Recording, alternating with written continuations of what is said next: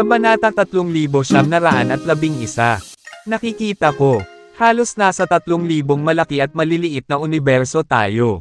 Nako, salamat. Natutuwa akong sa wakas ay naalis na namin si Ronnie. Kanina pa kami naglalakbay.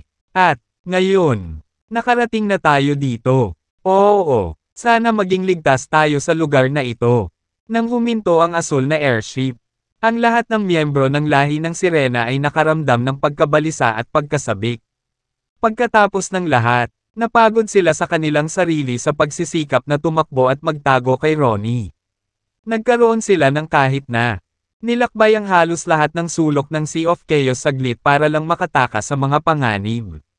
Ngayon na sila ay wala sa paraan. Pumunta sila sa lugar na ito para humingi ng kanlungan. Ilang araw pa lang mula nang umiwas sila kay Ronnie. Ngunit ang kapayapaan at katahimikan sa kanilang paglalakbay sa 3,000 malalaki at maliliit na universo ay nagdulot sa kanila ng kaginhawaan. Totoo ang alamat. Ang lugar na ito ay nasa ilalim ng proteksyon ng isang malaking hanay. Ang mga tagalabas na tulad namin ay hindi pinapayagang malayang pumasok at lumabas. Mukhang kailangan muna nating humingi ng permiso para makapasok tayo. Nang ilabas ang lahat ay nagmumungkahi na ang mga pandama upang siyasatin ang sitwasyon sa 3,000 malaki at maliliit na universo. Napansin nilang lahat ang Grand Geomancy Array. Wow! Napakalakas ng array na ito. Kahit hindi ako makapasok, susubukan kong gumamit ng ngunit naniniwala na hindi ko pa rin ito masisira. Bulalas ni Emmer. Nagulat siya nang makita kung gaano kahanga-hanga ang array. Pagkatapos ng lahat, siya ay isang semi-governing na Diyos. Kung hindi niya mapaiga ang kanyang mga kondisyon na pakiramdam sa pamamagitan ng hanay. Kung gayon ito ay hindi lamang nawawala. Ganap na makapangyarihan. Dahan-dahan. Ang asul na airship ay patuloy na umuusad hanggang makarating ito sa gilid ng Grand Geomancy Array. Sino ka? Tumigil ka na. Hindi ka pinapayagang pumasok sa 3,000 malaki at maliliit na universo nang walang pahintulot. Isang boses, sumigaw mula sa Grand Geomancy Array.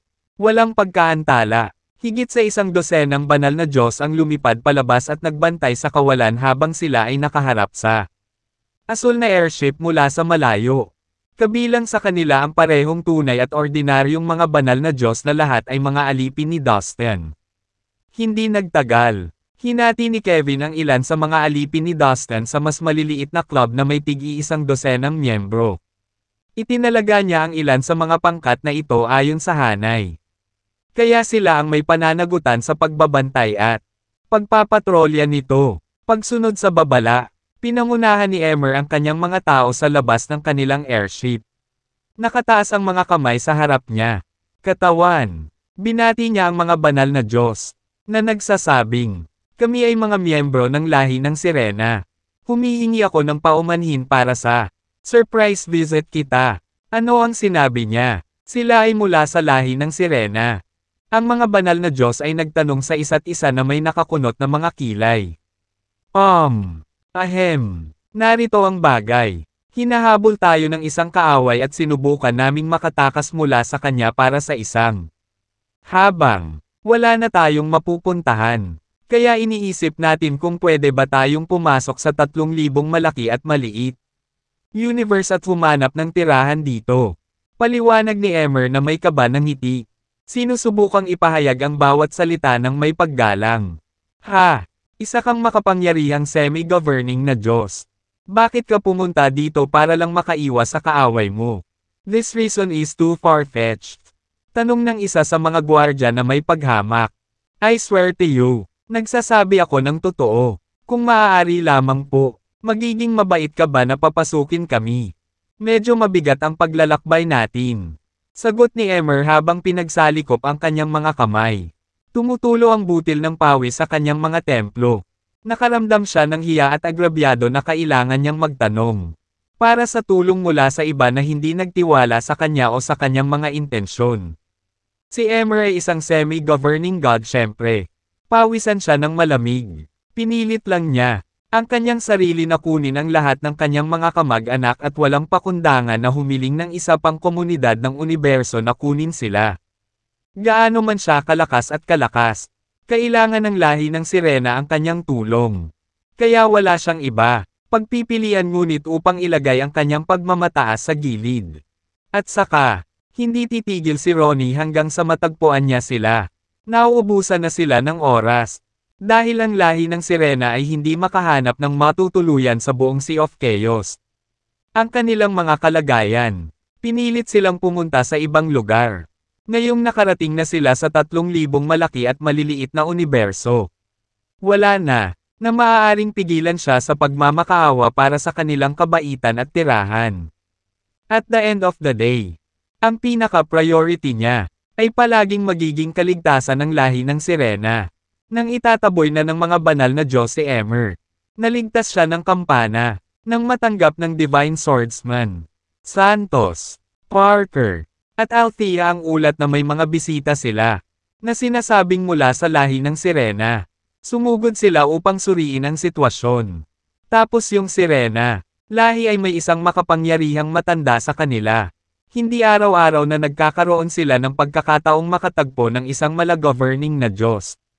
Kaya talagang malaking bagay iyon, na walang makaligtaan. Ngayong nasa harapan na nila si Emmer, sabik na silang malaman pa kung bakit ang lahi ng sirena. Binisita sila, sabi mo ba galing ka sa lahi ng sirena? Tanong ni Santos habang nakatingin kay Emmer.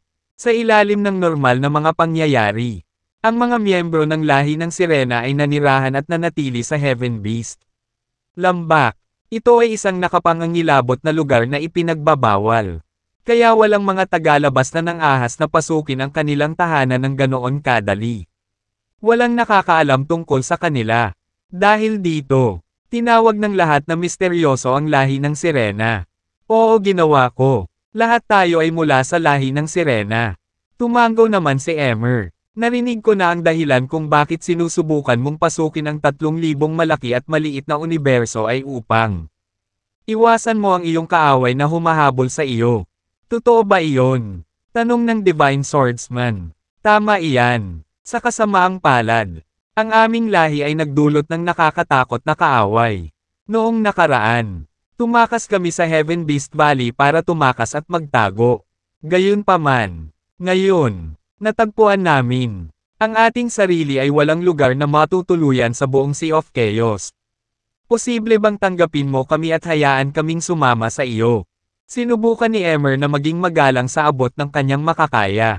Bakit mo pipiliin na pumunta dito sa 3,000 malaki at maliliit na universo? Kung hindi man ikaw, isang makapangyarihang malagoverning na Diyos, ay kayang harapin ang iyong kaaway. Bakit iniisip mo kami? Kakayanin mo ba siya? Bagamat parang malupit, dumiretso ang Divine Swordsman sa kanyang punto. Siyempre, kailangan nilang mag-ingat upang matiyak ang kaligtasan ng kanilang komunidad sa universo.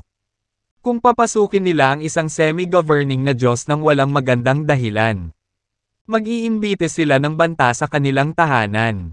Higit pa rito, maaari rin silang makaakit ng mga kaaway na mas malakas kaysa sa kaya nilang harapin.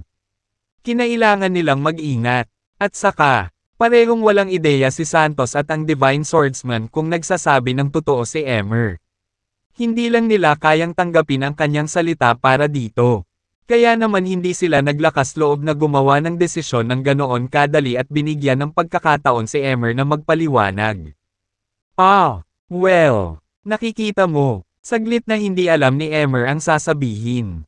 Ang alam niya, gayunpaman, ay ang malaking posibilidad na dumating si Ronnie sa komunidad na ito sa universo. Para mahanap sila, kung nangyari iyon, ang 3,000 malaki at maliit na universo ay kailangang harapin ang isa pa. Nakakatakot na kaaway. Wala itong maidudulot na kabutihan sa kanila. At ang lahi ng sirena ay mamumuhay sa pagkakasala. Kung sasabihin ang katotohanan, naiintindihan niya na walang dahilan para sa 3,000 malaki at maliliit na universo. Tanggapin mo sila, dahil isang mapagmataas na tao si Emmer. Nahirapan siyang humingi ng tulong sa iba. Hindi man lang siya magaling mga tuwiran at makipagtalo sa iba. Kaya tiyak na hindi siya nag-e-enjoy na kasama siya. frontline sa mahalagang sandali na ito. Habang siya ay naiipit sa kahihiyan at alam ang isasagot. Hindi inaasahang humakbang si Sally. Pasulong at busog. Excuse me. Magaling sir. Payagan akong magsabi ng isang bagay. Totoo ang sinabi ng ating pinuno. Isang dahilan kung bakit tayo napunta dito ay wala tayong ibang mapupuntahan. And the other reason why we chose to come here is magkaibigan kami ni Dustin. Akala ko, yun. Siguro kung hindi ko alam kung ano pa ang gagawin ko. Pwede akong humingi ng tulong sa kaibigan ko. Oh, miss, kakasabi mo lang na kaibigan ka ni Dustin. Ang impormasyong ito ay nabigla kay Santos. Tama po sir, kaibigan ko talaga siya. Tumanggaw si Sally at iwinagayway ang kanyang kamay. Nagpapadala ng daloy ng liwanag. Kaagad, isang matingkad na imahe ni Dustin ang iginuhit sa kawalan. Oo. Siya yun. Mukhang nagsasabi ka ng totoo. Ang Divine Swordsman ay nagpatibay ng isang tango. Naisip niya, kung hindi kilala ng babaeng ito si Dustin. Imposibleng gayahin niya ang aura ni Dustin. Isip na kaluluwa ng tumpak. Sir, nagkakilala kami ni Dustin noong nasa Land of Outlaw kami. Saglit pa nga kaming naglakbay ng magkasama. Nang maghiwalay kami. Sinabi ko sa kanya na pupunta ako sa 3,000 malaki at maliliit na universo. Bisitahin siya isang araw. Sagot ni Sally. Nakita ko, gayunpaman, may nangyaring masama sa kanya. Diretsyong pahayag ni Santos. Ilang taon na ang nakalilipas. Ang lahat sa 3,000 malaki at maliit na universo ay nagkasundo na. Kung may magtanong tungkol kay Dustin, sasabihin nila sa kanila na namatay na siya. Ideya talaga iyon ni Dustin. Sila, hindi ko alam kung bakit. Pero naniniwala silang may sariling plano si Dustin. Nako, Sally, wala ka nang dapat sabihin pa. Magsasayang lang ng oras ngayong patay na siya. Halika na, alis na lang tayo. Bulalas ni Emer habang nagpakawala ng mabigat na buntong hininga. Sa paghusga sa kanilang mga mukha, naunawaan niya na ang mga nilalang na ito mula sa 3,000 malaki at maliit. Ang mga universo ay nagdududa at walang intensyon na pasukin sila. Bagamat sila ay mahina, naiintindihan ni Emer kung bakit sila nag-aatubili. Siya ay isang semi-governing na Diyos. Pagkatapos ng lahat, nararamdaman niya ang kanilang kaba. Maging si Santos, na natahimik, ay natatakot na maakit ang mga masasamang tao sa kanilang komunidad sa universo. Elder Emer, wala na tayong mapupuntahan. Ito na ang huling pag-asa natin. Nag-aalalang pahayag ni Sally. Sige, teka, paano ito?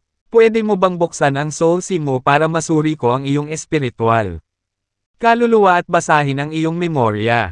Kung makumpirma kung tunay kang kaibigan ni Dustin, mas handang tanggapin ka namin. Makatarungan ba iyon? Pagbasag ni Santos sa kanyang katahimikan. Okay. Willing akong gawin yun. Bagamat saglit siyang nag-alinlangan. Nagngangalit lang si Sally at pumayag. Ito ay isang hindi maikakailang napakahalagang desisyon dahil ito ay lubhang mapanganib para sa mga magsasaka na payagan ang iba. Galugarin ang kanilang soul sea. Ang pagpapapasok sa kanila ay nangangahulugan na ang iba ay maaaring basahin ang lahat ng nakaimbak sa kanila. Kaluluwa, kabilang ang mga alaala.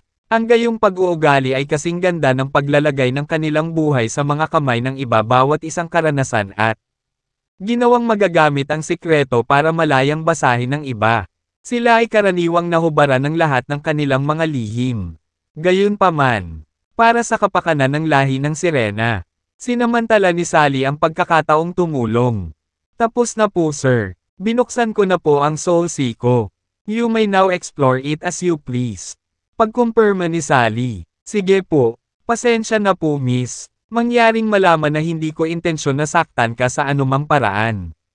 Sana lang maintindihan mo rin ang ating concerns. Sagot ni Santos. Hindi naman sa hindi siya naniwala sa mga sinabi niya. Dahil naniniwala siya, kailangan lang basahin ni Santos ang kanyang memorya.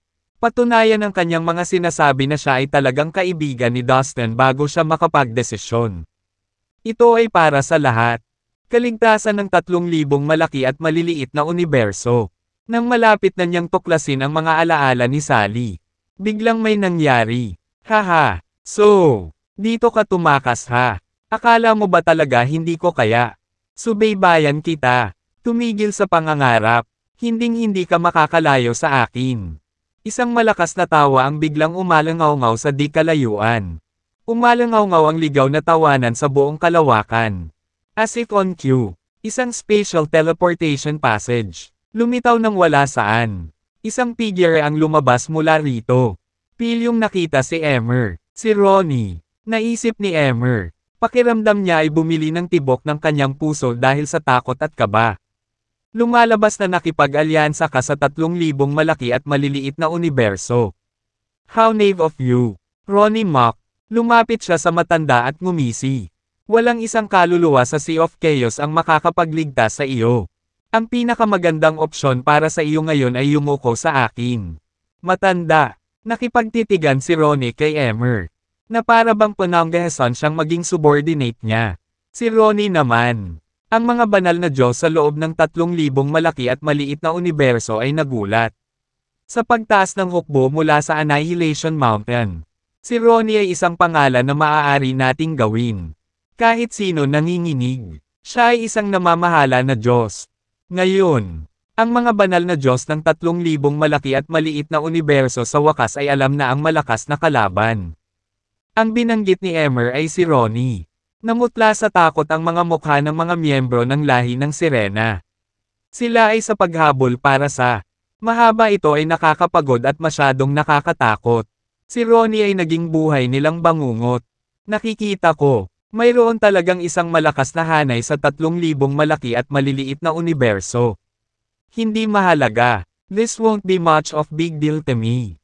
Nagkibit balikat si Ronnie. Tila hindi natatakot sa banta sa paligid niya. Dahil narito na ako, gagawin kong yumuko ang lahat ng mga nilalang ng 3,000 malalaki at maliliit na universo. Sa bundok ng pagwawasak, sabi ni Ronnie sa mapang utos na tono habang lumingon sa 3,000 malalaki at maliliit na universo. Ang mga banal na Diyos na tumayong saksi sa matapang na deklarasyong ito ay nataranta. Ang lalaking ito ay masyadong masungit. How dare he order us to bow to him? Naisip nila sa kanilang sarili. Masyado kang humihingi, kaibigan. Hindi kami yuyuko kahit kanino. Mahinahong sagot ng Divine Swordsman. Ngunit malamig at mahina ang kanyang boses. Ang kanyang tunay na katawan ay isang Diyos na namamahala. Kaya hindi niya sineryoso si Ronnie.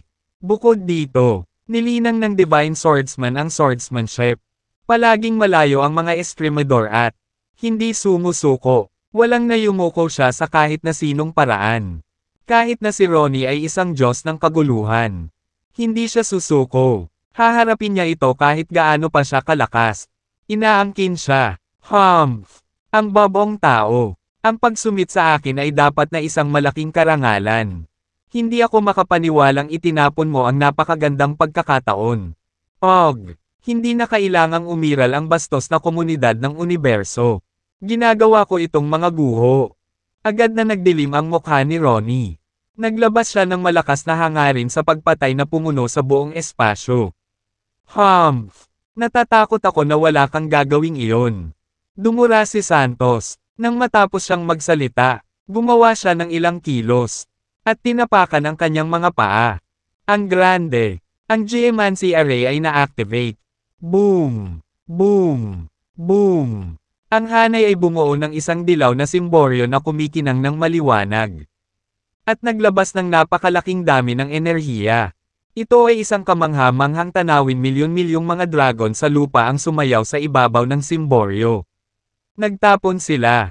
Ang kanilang mga ulo pabalik at umuungal ng malakas. Mukhang mabangis at nakakatakot. Ang 3,000 malaki at maliit na sansinukob ay ang bayan ng aking Panginoon. Matandang bastardo. Gulo dito. Halos naghuhukay ka ng sarili mong libingan. Kung maglakas loob kang gumawa ng hakbang laban sa 3,000 malaki at maliliit na universo, hindi kita pababayaan. You stupid asshole. Get your ass over here and meet your doom. Galit na galit ang mga alipin ni Dustin. Ang ilan sa kanila na mainitin ang ulo ay nagtaas ng manggas. Turo kay Ronnie at sinigawan siya. Sila ay higit sa handa na labanan siya hanggang sa kamatayan. Inutusan sila ni Dustin na bantayan ang 3,000 malalaki at maliliit na universo.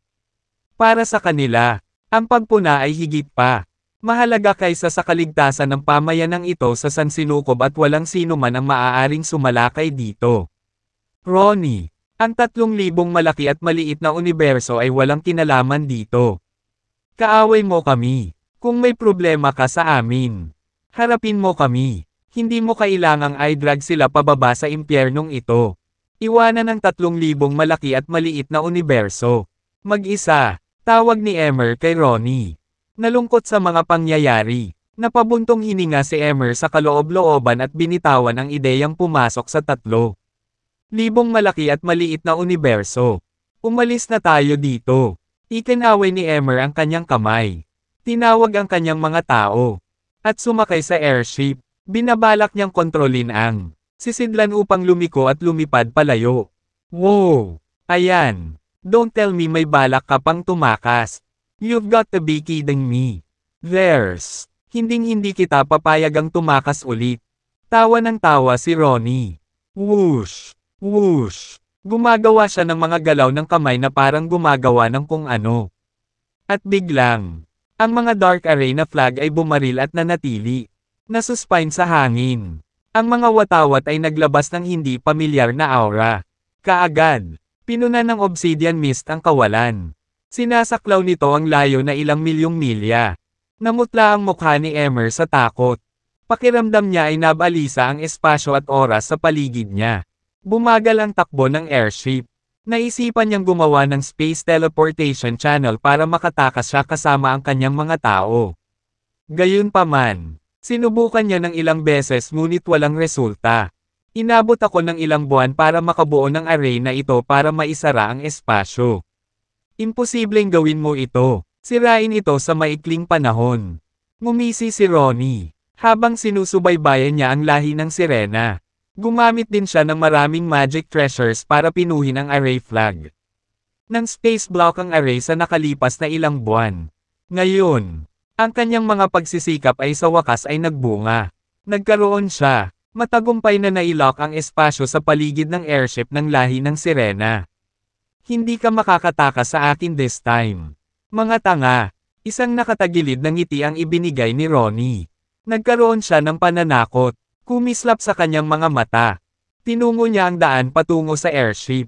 Napalunok si Emer. At pumikit sa mga mahahalagang sandali na ito. Siya, alam na may mga kinakailangang sakripisyo para sa higit na kabutihan. Ipaglalaban ko siya. Panimula niya. Habang ginagawa ko ito, sinasamantala ninyong lahat ang pagkakataong tumakas. Habang ikaw ay nabubuhay, ang ating lahi ay magkakaroon ng pag-asa. Pagkatapos mong makalayo, makakahanap ka ng lugar upang manirahan at manatiling mababa ang profile. Huwag magpakita sa publiko, sabi ni Emer sa mga tao niya. Baka sa mukha niya ang determinasyon at kawalan ng pag-asa. Batid niya na ang away nila ni. Hindi maiiwasan si Ronnie. Sa pagitan niya at ng avatar ni Ronnie. Alam niyang mas malakas ang huli.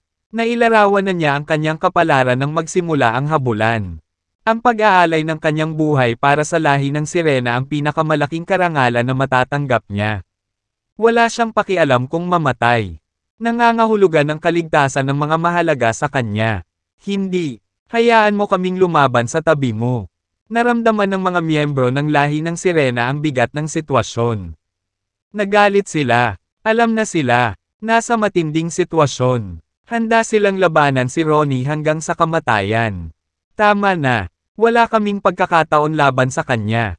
Alam nating lahat na ito ang pinakamahusay na pagpipilian upang mabuhay. Kahit na natili kaming lahat dito para lumaban. Hindi namin siya matatalo. Pakinggan ang aking mga salita. Kung saan may buhay, may pag-asa, subukang mabuhay sa lahat ng paraan. Pinutol ni Emer ang kanyang mga tao. Puno ng determinasyon ang kanyang mga mata. Siya ay higit na handa na lumaban para sa kanilang kapakanan. Kinendisyon na niya ang kanyang isip sa kapas-palad na ito. Tadhana, nang mapansin ni Ronnie ang ekspresyon ng kanyang mukha. Kumilos siya. Gumawa siya ng isang itim na kamay na patungo sa Asher airship sa napakabilis na bilis. Hindi mabilang na mahiwagang kapangyarihan ng batas ang dumating sa asul na sisidla na parang isang malaking lambat. Ronnie, napakalayo mo na. Galit na sigaw ni Emmer sa airship. Ang napakatinding asul na enerhiya ay bumulwak mula sa kanyang katawan at napalitan ng nagngangalit na mga alon na hamampas. Patungo kay Ronnie. Sa isang hakbang ay umalis na rin si Emmer sa kanyang sasakyan. Isang three-pronged trident ang nagmaterial sa kanyang kamay. Asul na apoy, lumabas sa kanyang katawan. Pakiramdam niya ay napukaw ang kanyang fighting spirit. Para sa lahi ng sirena. Bulong ni Emmer sa kanyang puso. Samantala, sa 3,000 malaki at maliliit na universo, nagpa siya sina Santos at Divine Swordsman. Upang iligtas ang lahi ng sirena. Mga kaibigan, pakiusap, hayaan mo kaming tulungan ka. Tinawag ng Divine Swordsman ang mga miyembro ng lahi ng sirena. Binili nila ang mga salita ni Sally. At naniwala na siya nga ay kaibigan ni Dustin. Dahil magkakilala sila, tinuturing nilang dalawa na kaibigan siya ng 3,000 malaki at maliit na universo. Walang paraan na sila ay tumayo at walang gagawin, alam na ang kanilang mga kaibigan ay nasa problema. Pinatawag ni Santos ang kanyang kapangyarihan. At ipinadala ang kanyang vital energy sa Array Foundation. Bahagyang nanginig ang Grand Geomancy Array at lumitaw ang isang napakakapal na dilaw na kolom ng enerhiya at bumaril. Papunta kay Ronnie. Ang hanay ay maaaring ipagtanggol sila. At atakihin ang kalaban sa parehong oras. How bold of you. You shouldn't have involved yourselves. Papatayin ko kayong lahat. Sigaw ni Ronnie na halatang galit sa kaguluhan ito. Halika sa aming tabi. At dalhin ang iyong mga tao. Bilasan mo. Inalok ng Divine Swordsman si Emmer sa pamamagitan ng kanyang paglalarawan ng kahulugan. Salamat. Tuwang-tuwa si Emmer. Boom! Isang malaking pagsabog ang umalangaw-ngaw bilang isang nakakatakot na yellow energy column na inilabas ng Grand Geomancy. Lumapit si Array kay Ronnie. Habang tatama sa kanya ang column ng enerhiya. Si Ronnie ay nag-transform sa isang tipak ng itim na usok at nawala sa hangin. Ang pag-atake ay walang tinamaan kundi hangin. Nang tuluyang tumira ang alikabok, wala nang makita si Ronnie. Sa di kalayuan, nagsimulang magsama-sama ang mga butil ng itim na usok at doon siya muling lumitaw. Sa sandaling buo na ang kanyang katawan. Iniunat niya ang kanyang kamay. At isang napakalaking kapangyarihan ng batas pati na rin. Itim na enerhiyang lumabas mula sa kanyang palad na pumutok sa mga bughaw na alon na pinakawalan ni Emmer. Naramdaman agad ng lahat ang nakakakilabot na kapangyarihan ni Ronnie. Iilan lang ang may kakayahan na maglabas ng ganoon kalaki. Enerhiya sa isang pag-atake lamang. Sa determinadong sigaw ng labanan. Sumugod si Emmer patungo kay Ronnie na may mahigpit na pagkakahawak sa asul na trident. Naghuhukay ka ng sarili mong libingan. Kinagat-kagat ni Ronnie ang nanunuya. Gumawa siya ng isang hakbang pasulong. Na naging sanhi ng pagbagsak ng 1,000,000 milya sa paligid niya sa loob ng kawalan. Ang itim na enerhiya na lumalabas sa kanyang katawan ay naging isang dagat ng itim na apoy na kumalat sa lahat. Mga direksyon. Ang kanyang mahabang makapal na buhok ay tumayo sa lakas ng kanyang kapangyarihan habang ang isang malaking lugar ng espasyo ay nasusunog sa isang malutong. Isang suntok ang ginawa niya kay Emmer mula sa malayo, na nagbunga ng walang kapares na puwersa na yumanig sa kalangitan. Nabigong makaiwas sa biglaang pag-atake. Direktang nataman si Emmer at pinalipad pabalik. Maliwanag. Si Emmer ay mas mahina kaysa sa huli. Sa oras na iyon, isa pang dilaw na kolom ng enerhiya ang nilikha ng Grand Geomancy Array. Muli nitong tinutukan si Ronnie. Ano man ang hinawakan ng malakas na sinag ng enerhiya. Ito ay naging wala. Humph! Si Ronnie ay naging tipak ng itim na usok muli. At nawala kasabay ng hangin. Ang kanyang mahiwagang kakayahan sa paggalaw ng katawan ay naging walang silbi ang pag-atake ng Grand Geomancy Array. Sa sandaling nagkatawang tao ang kanyang katawan. Sunod-sunod na pag-atake ang kanyang pinakawalan kay Emmer. Pagkatapos lamang ng ilang sandali nito, natalo si Emmer. Nabahira ng pula ng kanyang dugo ang larangan ng digmaan. Gayunpaman, bilang isang semi-governing na Diyos, hindi madaling mamatay si Emmer. Maya-maya pa ay muling lumitaw ang kanyang katawan na para bang hindi siya natalo. Ano pa ang hinihintay mo? Bilisan mo at pumasok sa 3,000 malaki at maliliit na universo. Sigaw ni Emmer sa mga tao niya.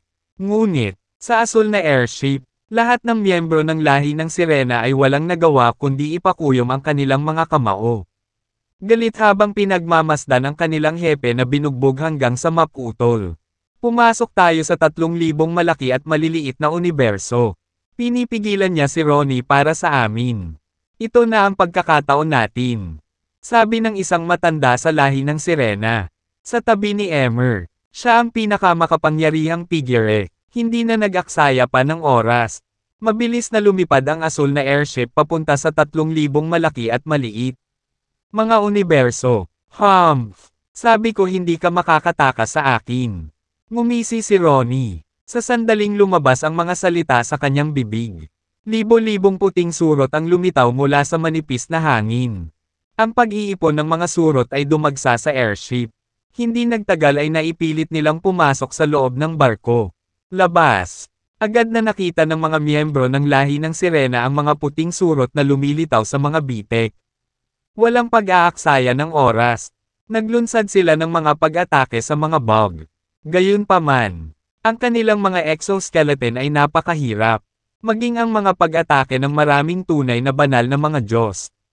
Hindi makamaw sa kanila. Maaari nilang ipadala ang nakakainis na mga insekto na lumilipad palayo. Kumakapit, kumakapit, kumakapit. Ang malutong na tunog ng nagbabanggaan na metal ay patuloy na umalangaw-ngaw sa airship. Hindi nagtagal. Napahiyaw sa sakit ang kanilang mga miyembro ng lahi ng sirena. Bumagsak sila sa lupa sa sobrang sakit bago namatay.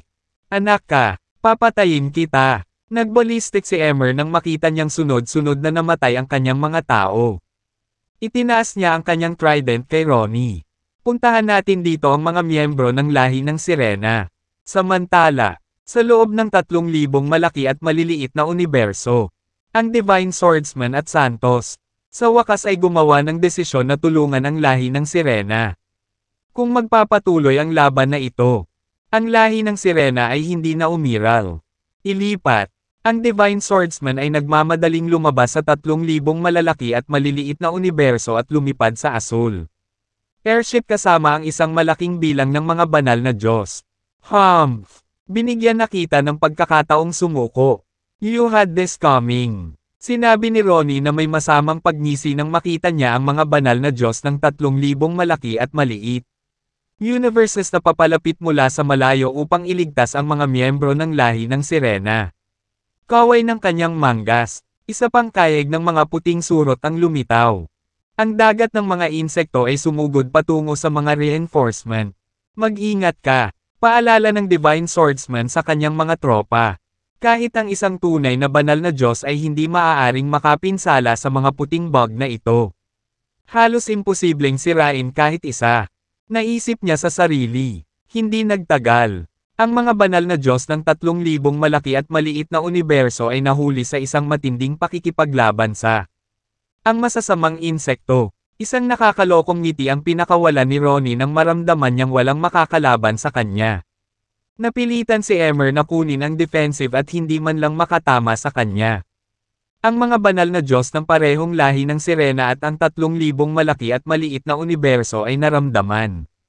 Walang kapangyarihan na nahaharap sa mga puting surot. Hindi nila alam kung paano aalisin ang mga ito. Haha, sumuko ka na habang may pagkakataon ka pa. Kung hindi, mamamatay kayong lahat. Tagumpay na sigaw ni Ronnie nang mapansin niya ang larangan ng digmaan.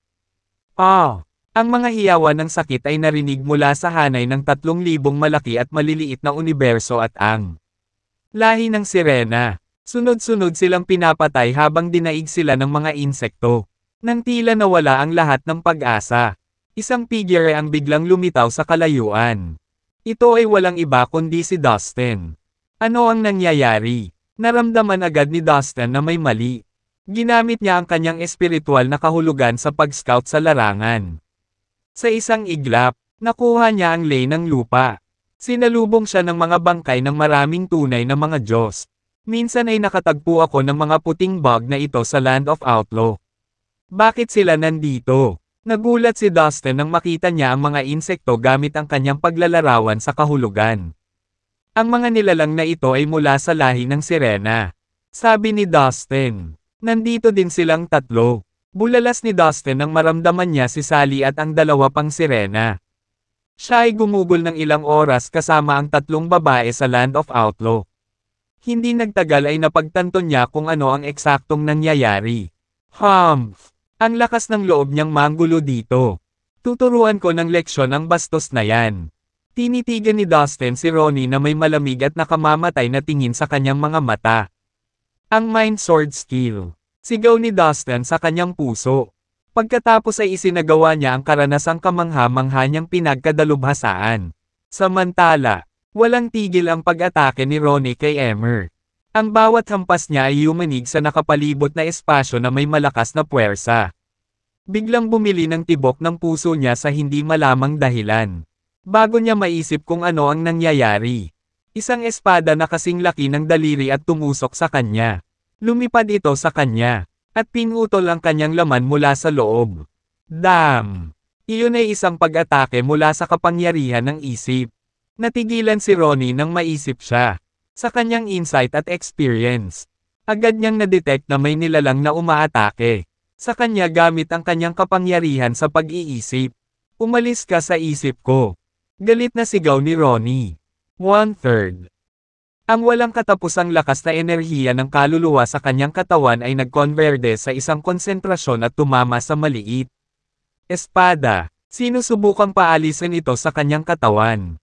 Ang enerhiya ng kaluluwa ni Ronnie ay napakalakas, tulad ng isang malawak na dagat na naglalaman ng walang katapusang kapangyarihan.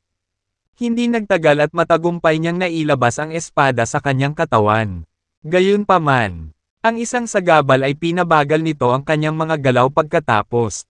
Nakita ito ni Emmer at sinamantala niya ang pagkakataon para mabilis na umatras. Nakahinga agad siya ng maluwag. Sinigurado na nasa ligtas na distansya siya.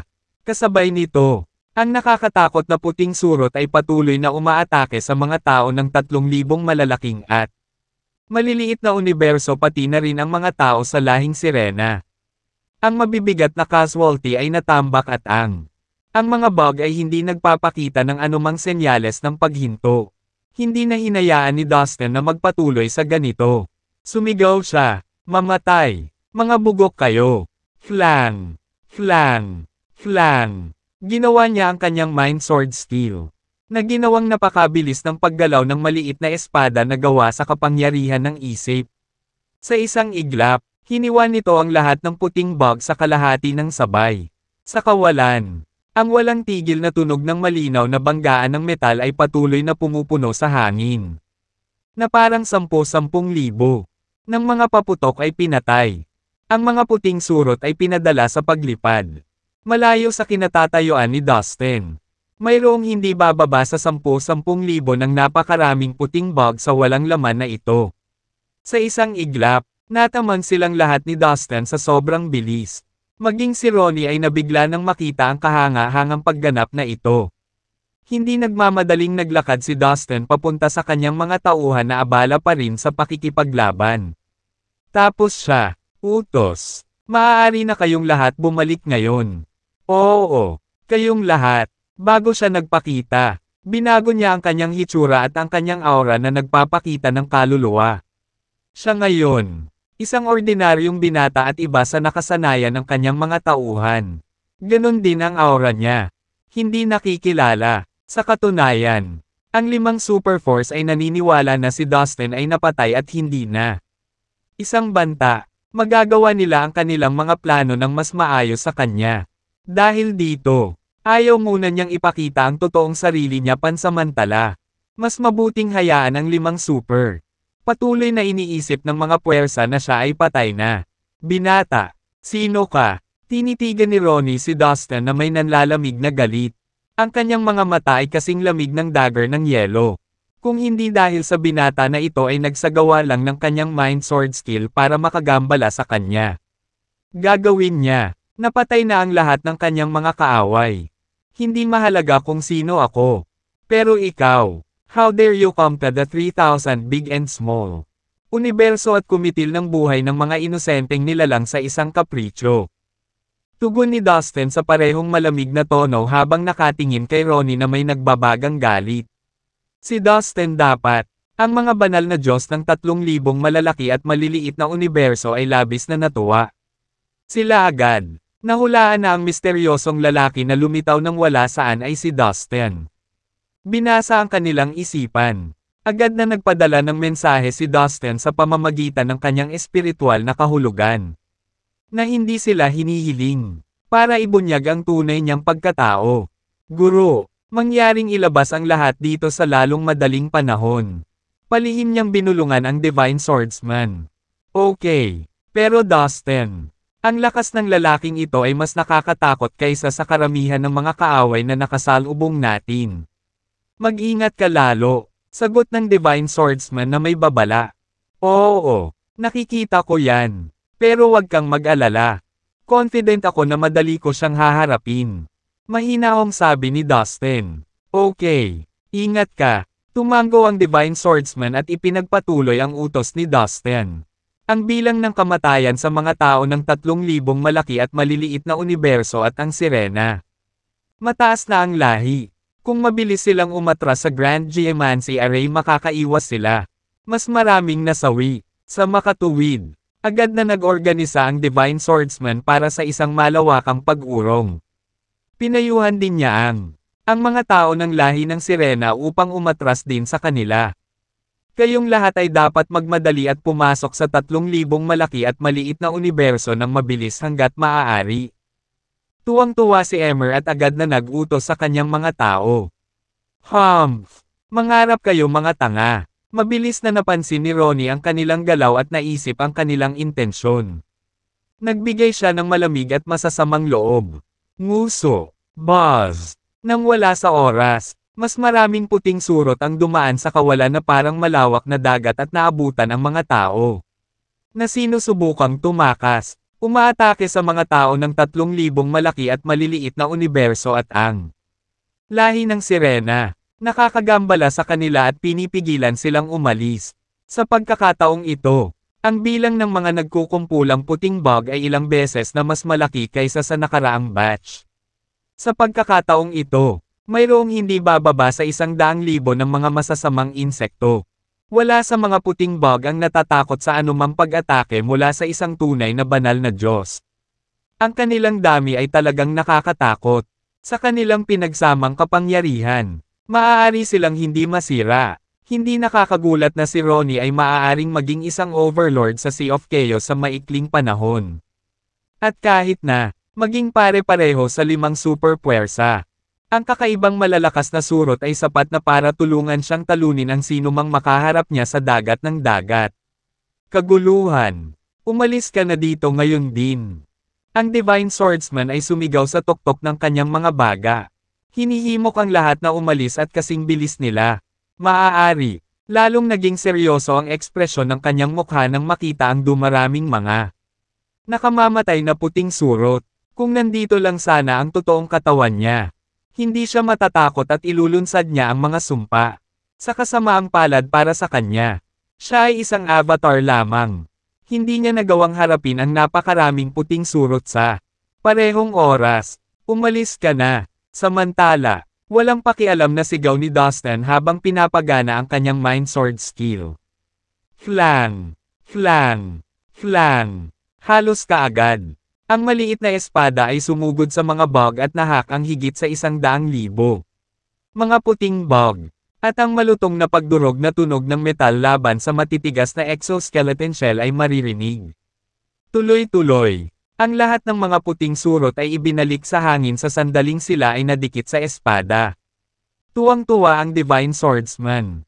Sinamantala niya ang pagkakataong ito para sumugod sa protection na lugar ng Grand Geomancy Array kasama ang mga tao ng 3,000 malaki at maliliit na universo at ang lahi ng sirena.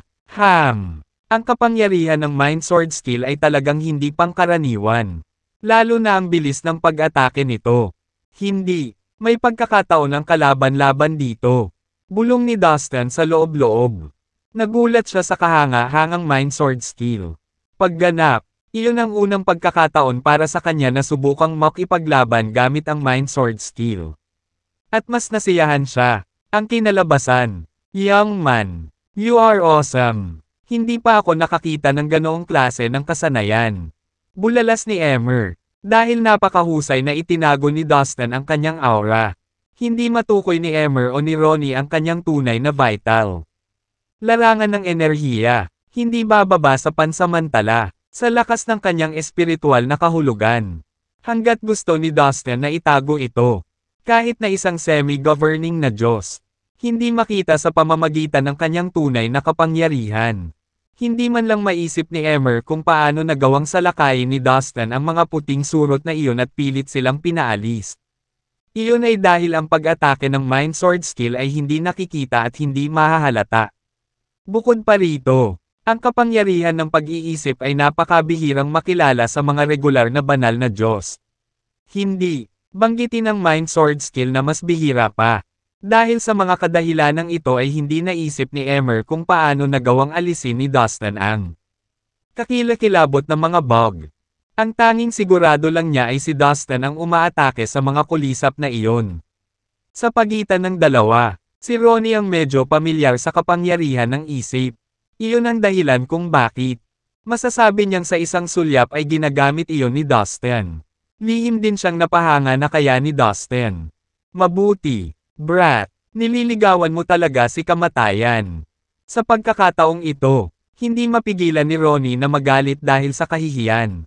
Galit siyang umungol at sumugod patungo sa Dustin na may malakas na pamatay na kalooban. Bata, hayaan mo akong tulungan ka. Nang makitang ang lahat ng kanyang mga tao ay sa wakas ay nakapasok na sa 3,000 malaki at maliliit na universo. Kaya ni Emmer, hindi makakatulong kundi makahinga ng maluwag. Pagkatapos, inayos niya ang sarili at umungal. Itinaas ang asul na trident. Kamay niya at sumugod kay Ronnie. Sa nakalipas na yugto ng panahon, siya at ang kanyang mga angkan ay tumatakbo sa paligid habang sila ay malapit. Habol ni Ronnie. Ang pagkahapo ay nag-iwan sa kanila sa isang napakahirap na kalagayan. Ngayon, gayunpaman, sa wakas ay makapagpahinga na siya. Well, come here, you two, para ibagsak ko kayong dalawa sa wala. Sigaw ni Ronnie. Pagkatapos, tumaas ang itim na usok mula sa kanyang katawan, na naging sanhi ng pag-crack at pagkabasag ng walang laman, na nagpapadala, napakalaking sound wave sa lahat ng direksyon. Boom! Boom! Boom! Ang kanyang mga kamao ay itinulak ng paalang. Tulad ng dalawang madilim na araw. Nakasisilaw at nakagigimbal. Ang magulong itim na usok ay kumalat at pinawi ang araw. Nilulunod ang kawalan sa kadiliman para sa bilyon-bilyong milya. Ronnie, matagal mo nang binubuli ang lahi nating sirena.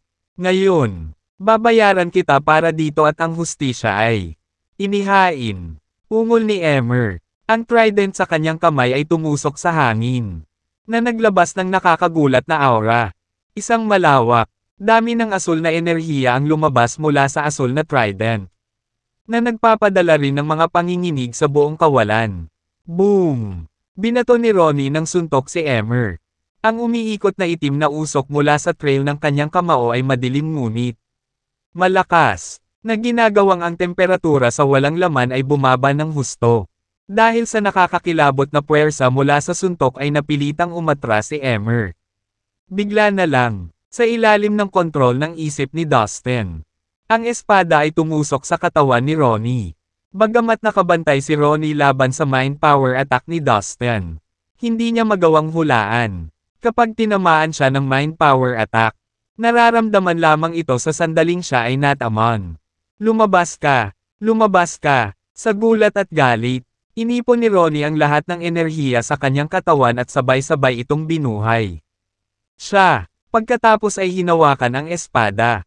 Sinusubukang alisin ito. Sa huli, pilit na naalis ang espada sa kanyang katawan.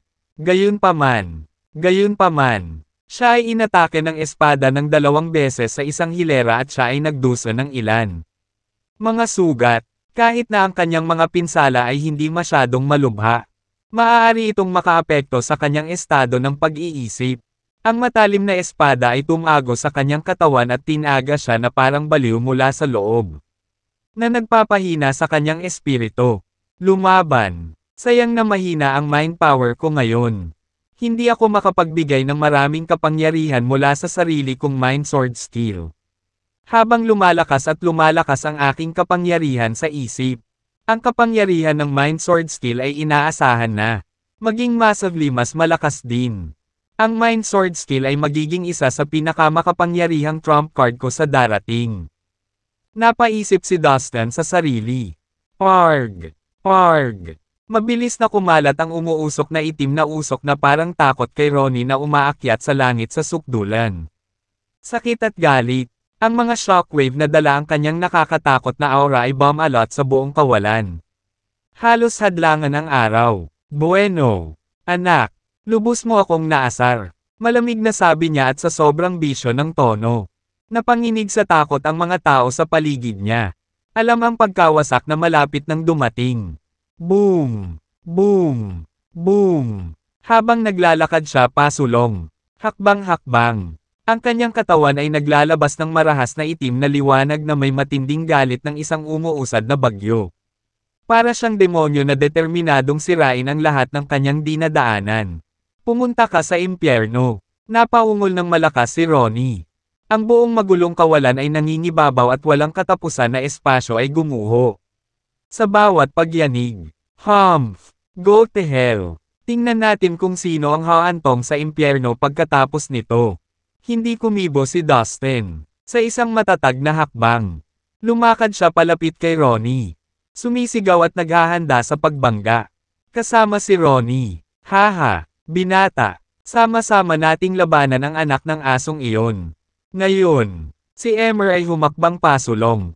At ang trident sa kanyang kamay ay nagbuga ng asul na enerhiya na kasing kislap ng kumikinang sa karagatan sa ilalim ng araw ng tanghali. Patayin siya. Sumugod silang tatlo at agad na nagkulong sa matinding labanan. Ito ay isang mapagpasyang labanan na maaaring baybayin ang buhay at kamatayan ng mga mandirigma. Ginamit ni Dustin ang kanyang husay upang pagsamahin ang lahat ng uri ng batas. Ang ganitong uri ng welga ay mas malakas kaysa sa dati na ginamit niya. Sa ngayon, ang pagkaunawa ni Dustin sa orihinal na magulong batas ay umabot na sa major achievement stage. Bilang resulta, ang kanyang lakas sa pakikipaglaban ay tumaas ng ilang beses. Kahit na sa harap ng isang malapamamahala na Diyos, siya ay may mahusay na kagamitan. Mahusay na sinanay at sapat na malakas. Labanan mo siya ulo sa ulo. Bata, bago ka pa lang at medyo maikling panahon nag-practice ka lang ng martial arts. How dare! Kinakausap mo ako ng ganyan. Sa mabangis na tingin sa kanyang mukha at makapal na itim na liwanag na dumadaloy sa kanyang buong katawan. Si Ronnie ay nagtapon ng isang suntok sa kawalan ng napakalaking enerhiya. Ang walang laman mismo ay tila natakot bilang ilang mga lugar. Bumagsak dahil sa impact. Matanda. Tama na ang kalokohan. Dahil nagpunta ka rito para mag-aaksaya sa 3,000 malalaking at maliliit na sansinukob. Hindi kayo paparusahan. Sisiguraduhin kung magbabayad ka ng kulang na presyo. Umungol pabalik si Dustin. Tit for tat, mas agresibo siya kaysa dati. Sa totoo lang, galit na galit siya. Iniisip na lang ang dami ng nasawi dahil sa panghihimasok ni Ronnie sa isa't isa. Kasama ang 5 super forces. Wala siyang sinayang na oras. Habang nagsasalita, inactivate niya ang kanyang mind sword skill. Habang pinagmamasdan ito ni Ronnie. Nanginginig ang kanyang katawan. Mabilis na kumilos si Dustin kaya hindi magawa ni Ronnie. Asahan ang kanyang mga suntok. Paulit-ulit siyang tinamaan ng mga atake ni Dustin. Dahil dito, ang mga pinsala sa kanyang lumala ang katawan. Kahit na ang mga pinsalang ito ay hindi isang malaking bagay sa kanya. Naapektuhan nito ang kanyang focus at katatagan. Na nabawasan ang kapangyarihan sa kanyang mga atake at depensa. Gaya ng inaasahan, hindi siya nakapagbigay ng full play dahil sa kanyang bawas. Kapangyarihang lumaban. Samantala, nagbuga rin ng malakas na asul na liwanag ang katawan ni Emer.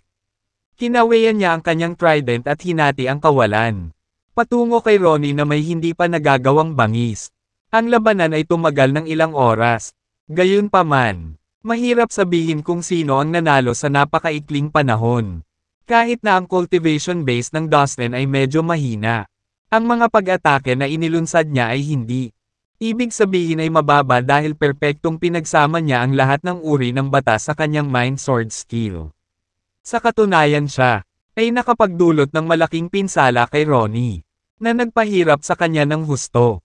Ganun din, lumaban si Emer at nalabanan ang karamihan sa mga pag-atake na ginawa ni Ronnie sa kanya.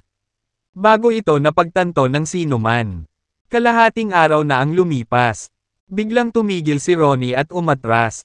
Nakatayo lang siya nang hindi gumagalaw at nakatitig kay Dustin. At Emer na may hinanakit na mga mata. Sa mahabang panahon, wala siyang sinabi. Sir, wag mo siyang pansinin. Pasok muna tayo sa loob. Sabi ni Dustin kay Emer. Nakita niya ang tatlong babae. Kasama si Sally. At nahulaan niya na dumating ang mga miyembro ng lahi ng Sirena. Para humingi ng tulong sa kanya. With this realization, hindi na siya masyadong nag-iingat kay Emer. Gayun din, kung isa sa alang-alang na si Ronnie ay isang namamahala na Diyos. Kahit na siya ay nakipagtulungan kay Emer, ito ay magiging halos imposible para sa kanila na patayin siya. Ito ay isang pag-aaksaya ng oras at lakas upang magpatuloy sa pakikipaglaban sa ganitong paraan. Sige, tumango si Emer bilang pagsang-ayon. Alam na alam din niya ang kasalukuyang sitwasyon. Hindi banggitin na siya, naubos din. Hindi nag-aksaya ng oras sina Dustin at Emer at nagmadaling pumasok sa Grand Geomancy Array. Pagkatapos, si Santos ay bumuo at nagsagawa ng isang formula. At ang buong Grand Geomancy Array ay kumikislap. Maliwanag habang agad itong nagpakawala ng malakas na pressure para pigilan si Ronnie na makalapit. Labis na nagdilim ang mukha ni Ronnie nang makita ang ginagawa ng mga ito sa kanya. Nakatitig sa 3,000 malalaki at maliliit na sansinukob ang kanyang mabangis na mga mata na may hindi mabilang na hinanakit. Inis kanya ang buong paligid hanggang sa tuluyang damapo ang mga mata niya kay Dustin. Maya-maya, nagsalita siya, malinaw na pinatunog ang bawat salita. I have to say that I am impressed. You are still new in this martial arts world yet you are already. Kaya, ngunit ipinapangako ko sa iyo. Binata, hindi pa ito tapos. Babalik ako at kukunin kita. Ang malamig niyang tono ay nagpang-inig sa takot sa lahat. Pagkatapos ay tumalikod siya at naglakad papunta sa isang space teleportation channel at hindi nagtagal ay nawala siya. Sa oras na ito, sa 3,000 malaki at maliit na universo, ipinaalam ni Sally kay Dustin ng detalyado kung ano ang mayroon. Nangyari sa lahi ng Sirena. Huwag kang mag-alala, you are more than welcome here. Mula ngayon, ang 3,000 malaki at maliit, universes ang magiging tahanan mo. Tumango si Dustin sa kanya. Ang Divine Swordsman, Santos, Parker, Althea, at iba pa ay natuwa sa pagtanggap sa lahi ng Sirena. Papunta sa kanilang lugar. Sa katotohanan, ang lahi ng Sirena ay isang malakas na puwersa. Si Emer, ang kanilang pinuno, ay isang semi-governing na Diyos.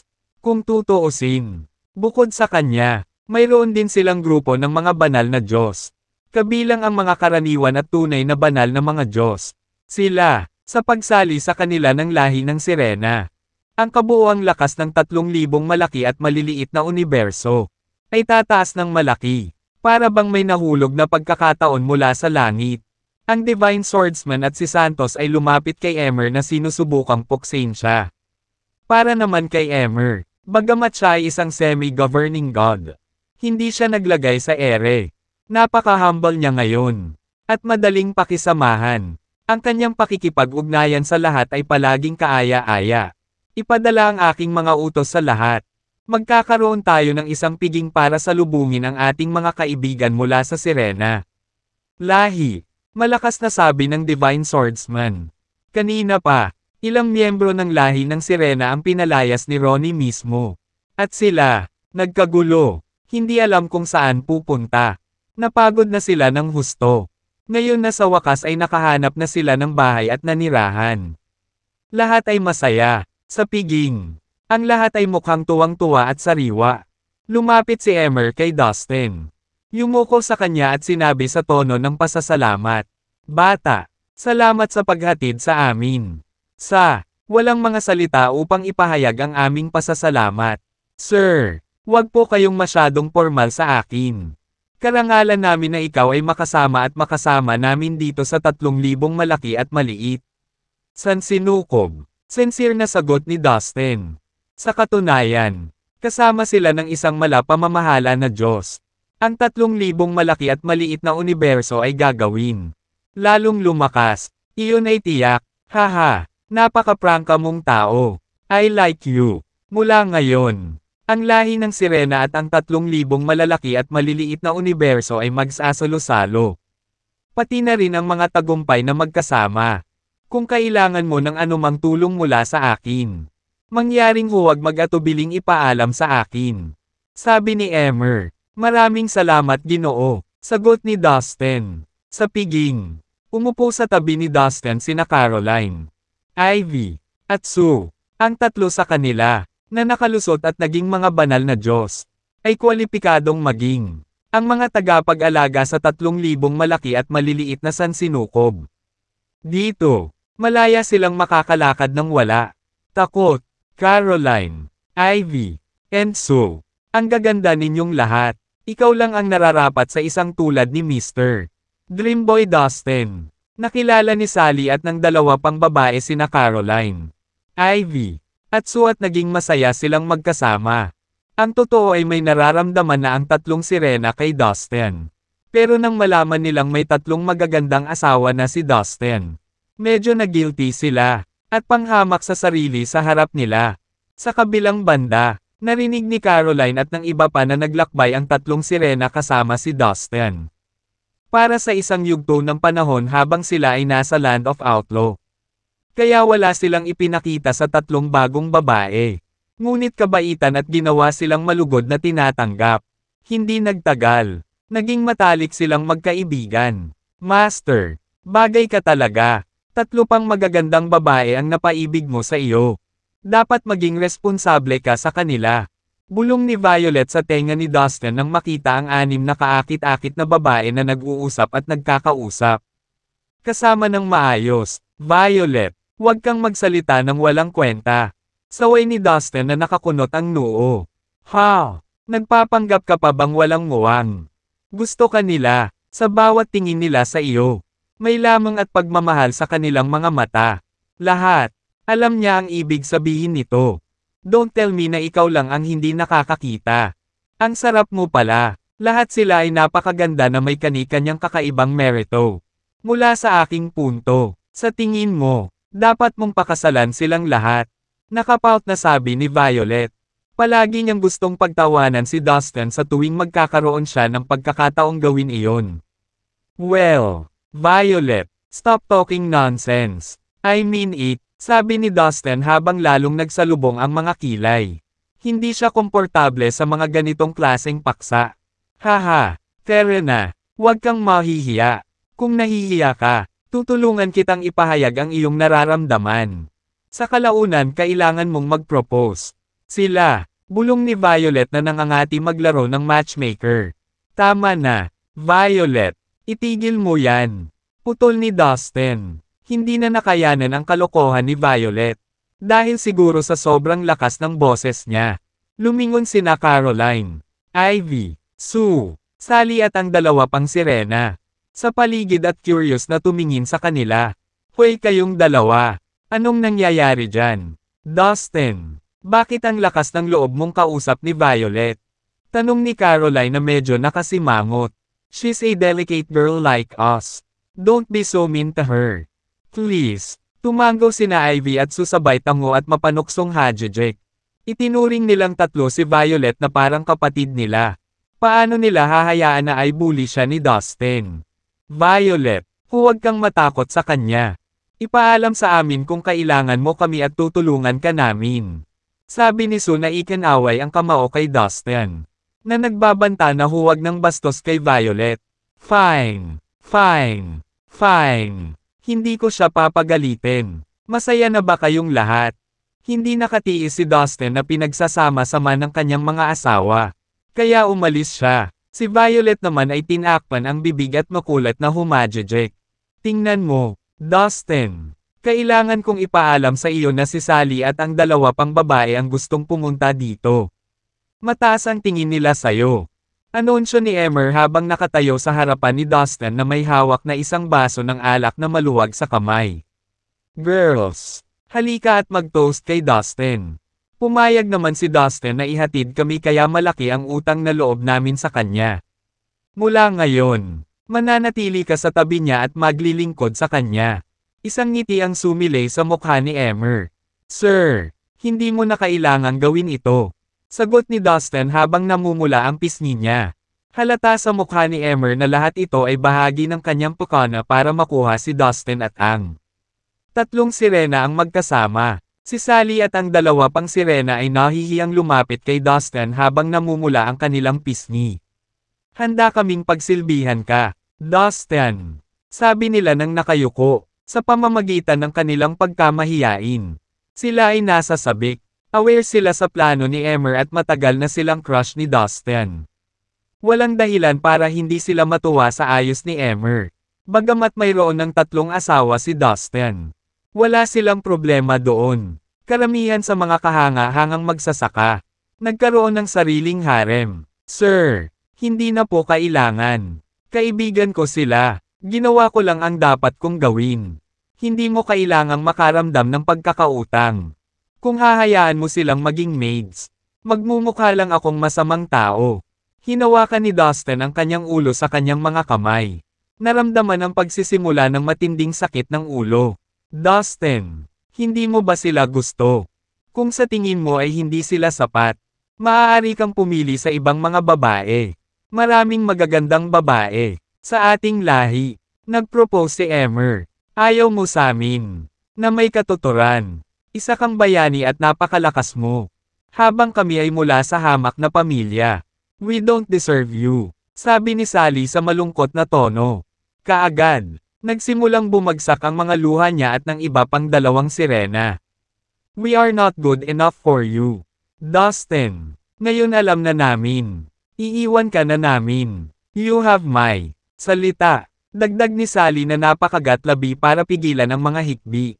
Sally, anong pinagsasabi mo? Bakit naman ako magugustuhan kayong tatlo?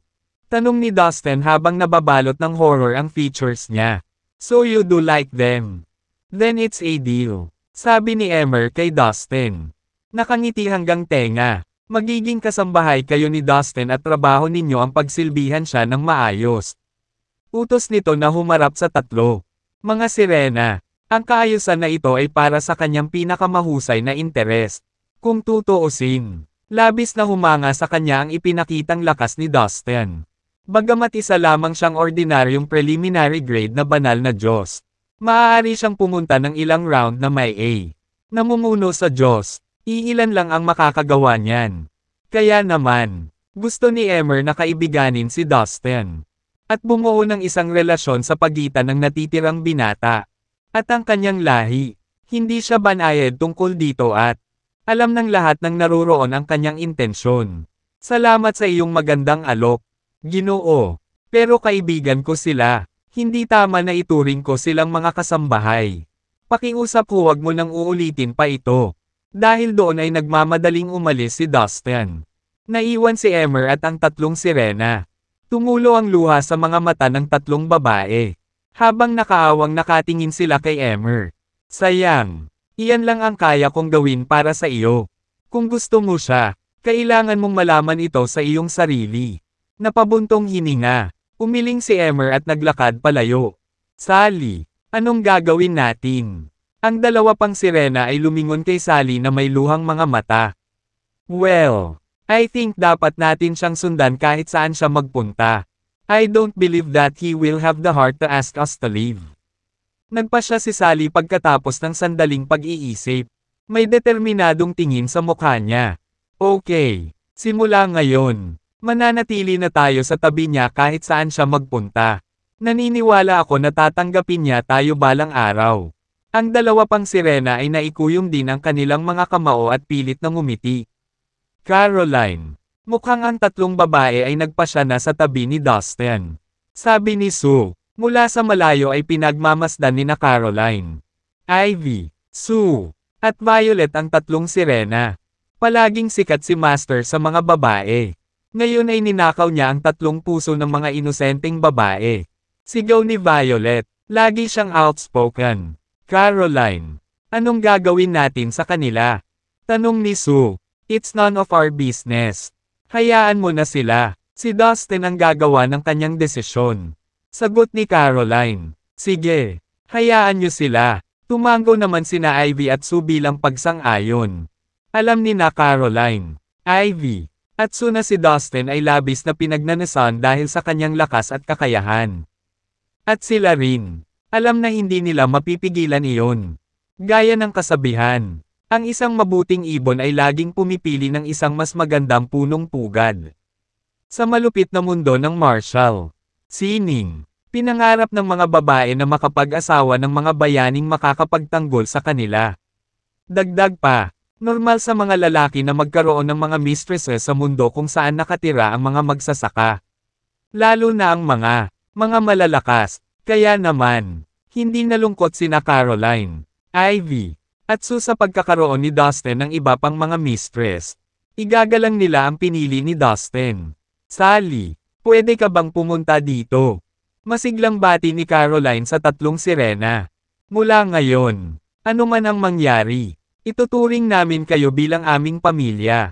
Sabi ni Caroline, namula ang tatlong sirena dahil sa kahihiyan.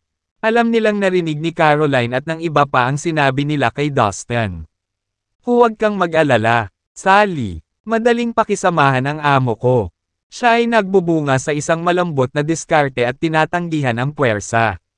May soft spot siya sa mga taong mabait sa kanya. Basta mabait ka sa kanya. Sooner or later mai-inlove siya sa'yo. Ipinapangako ko. Nakangiting dagdag ni Violet. Humakbang pasulong. Sa pagkakataong ito, narinig ni Dustin na nasa malayo ang usapan nila. Damn it, pinagkakaguluhan ako ng mga babaeng ito. Problema ko ngayon. Naisip ni Dustin sa sarili. Nakaramdam ng panibagong sakit ng ulo. Magaganda at nakakalasing ang mga sirena. At naniniwala siyang madaling mahuhulog ang mga lalaki sa kanila. Tinanggihan ni Dustin ang alok ni Emer dahil hindi niya gusto ang mga ito. Kaya lang ay nahuli siya nito. 2/3. Seryoso si Dustin sa pag-ibig. At hindi siya makikipagrelasyon sa mga babaeng hindi niya kilala. Marami tungkol sa higit pa, may binabalak si Emer na sinusubukan niyang i-hook up sila. Hindi naging komportable si Dustin doon. Kaya naman, nagpasya siyang iwanan muna iyon pansamantala. Si Sally at ang dalawa pang sirena ay pinakanakang nagnanakaw ng tingin kay Dustin. Nang tumingin sila sa kanya, masaya sila ngunit nag-aalala. Buong-buo nilang ipinakita ang magkahalong damdaming mararamdaman ng mga babaeng umibig. Sila ay kinakabahan, nasasabik, at umaasam. Masasabi ng lahat na ang tatlong babae ay labis na umiibig kay Dustin. Winnie, sa oras na ito, walang nakapansin na may dalawang magagandang babae sa umpukan sa di kalayuan. Sila, nakatayo malapit na magkasama, magkahawak kamay. Sila Isis at Winnie. Walang korap, pinagmamasdan nila si Dustin na may lungkot na lumalangoy sa kanilang mga mata. Ngayon pa lang hindi nila nasaksihan ang tatlong babaeng lahi ng sirena sa kanya. Bumangon sa kanila ang selos at heartbreak at hindi nila alam kung ano ang gagawin sa nararamdaman. Nakita mo ba yon, Winnie? Sa tingin ko, makakasama na si Dustin ng mga babaeng iyon. Sabi ni Isis sa mahinang boses. Opo, sa tingin ko, sagot ni Winnie sabay tango. Kilala na namin si Dustin simula noong nasa Prime Marshall World kami. Winnie, ilang taon pa lang nila siyang kilala. Pero, kinailangan niyang huminto sa pagsasalita para subukang pigilan ang galit na namumuo sa kanya. Well, siguro ito na ang tadhana. Wala tayo kung anong meron sila. Ang lakas ng loob. Napakatapang nilang makuha ang anumang gusto nila. Magkaiba tayo. Napabuntong hininga si Winnie. Oo, tama ka. Tama ka, Winnie. Tumango si Isis bilang pagsang-ayon. Well, I think you two must have finally figured it out.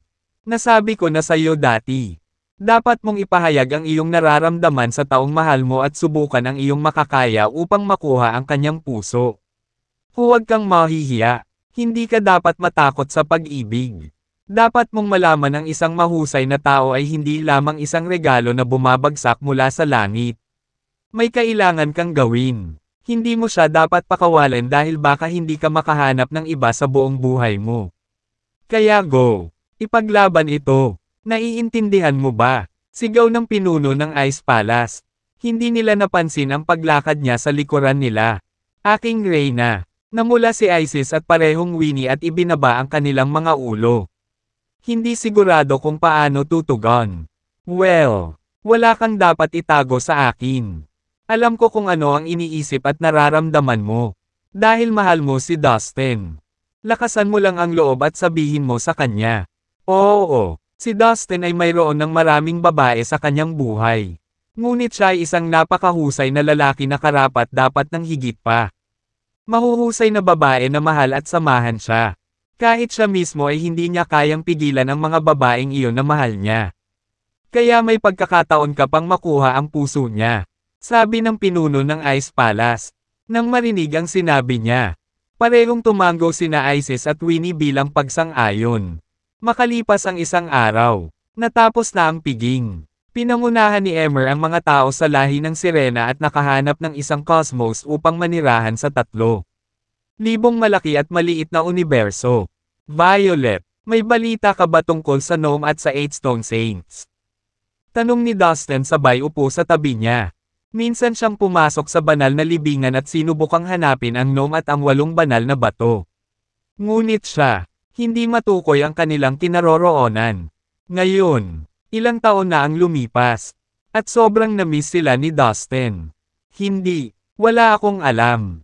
Nagpadala si Master Kevin ng ilang tunay na Divine God para bantayan sa labas ng Divine Tomb. Hanggang ngayon, wala pa rin akong balita tungkol sa gnome at sa 8 Stone Saints. Sagot ni Violet, sana ayos lang sila. Napabuntong hininga si Dustin. Sa kalaliman ng banal na libingan. May 2 makapangyarihang hayop na nagbabantay sa tarangkahan ng palasyo at pareho silang namamahala sa mga Diyos.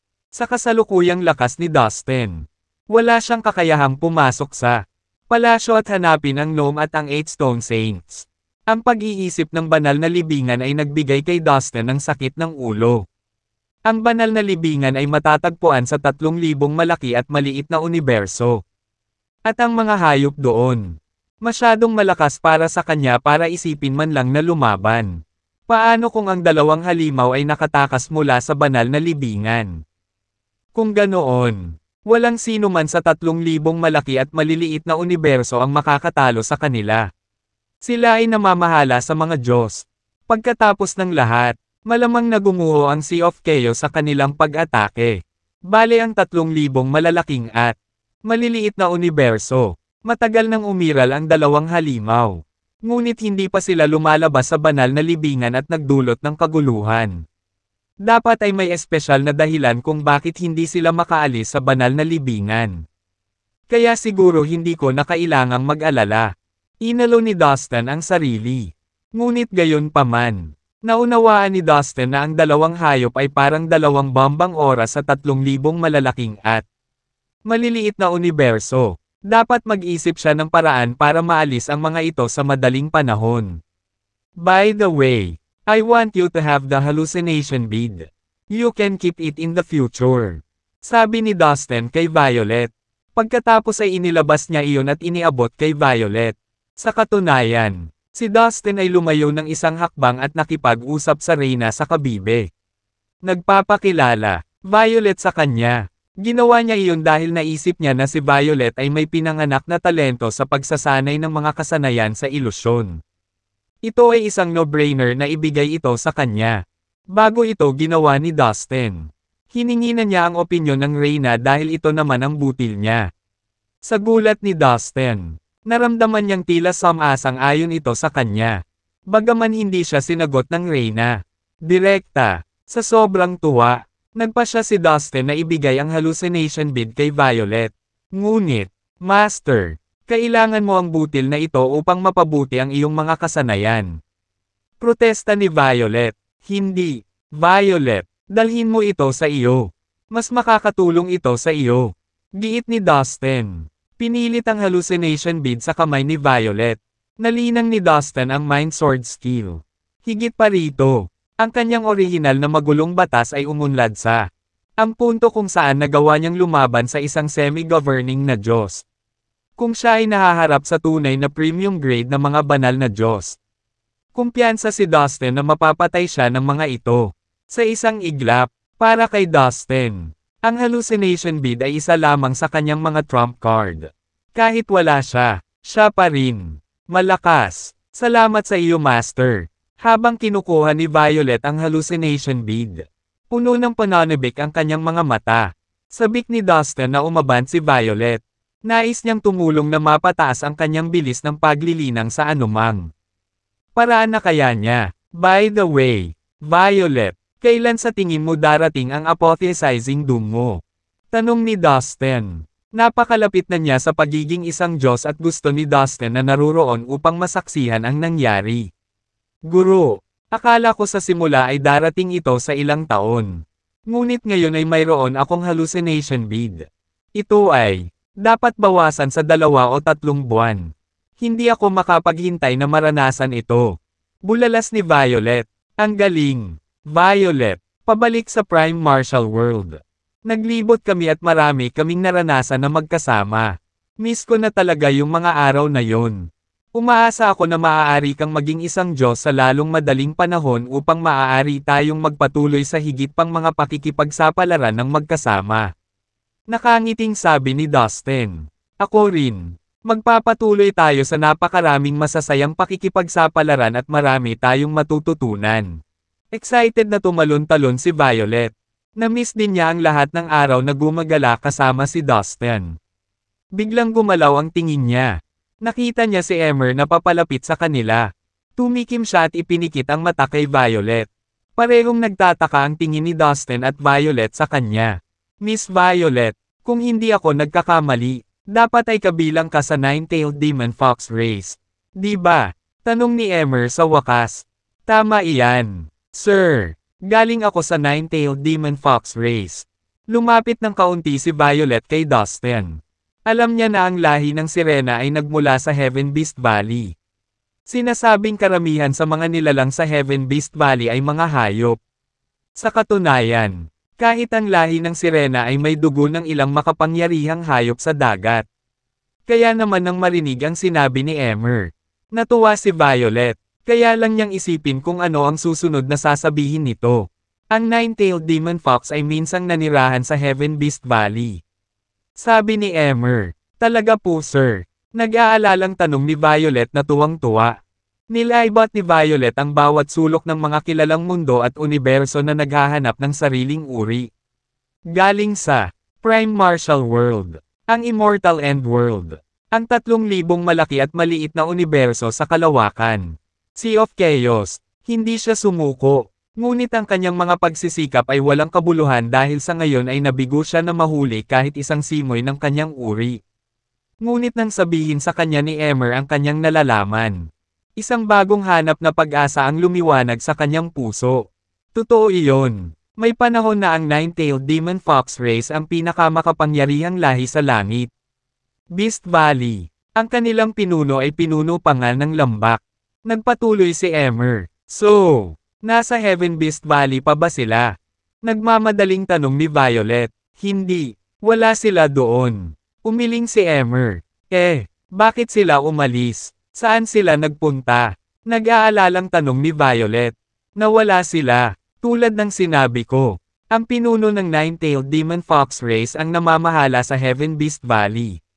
Nang maglaon, ang isang sawa sa Heaven Beast Valley ay naging isang namamahala na Diyos.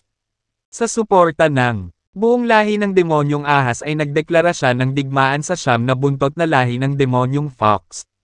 Nakipaglaban sila sa isang mahaba, malagim na labanan. Ngunit sa huli ay lumabas ang sawa sa tuktok. Noon nawala ang lahat ng Nine-Tailed Demon Fox.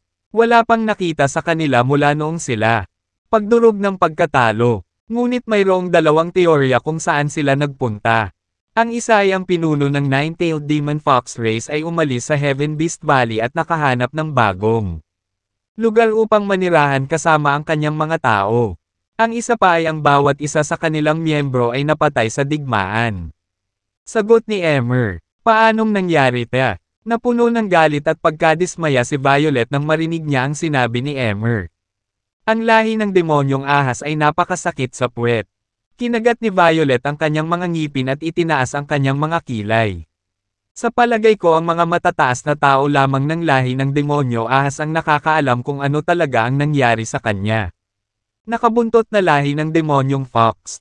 Dagdag ni Emmer. Kung ganoon ay ipapasabi ko sa kanila ang totoo. Sabi ni Violet sa mapagpasyang tono. Sa wakas ay nagkaroon na siya ng lead kung nasaan ang kanyang mga tao. Walang paraan na hahayaan niya ito. Naramdaman ni Dustin ang determinasyon sa boses ni Violet.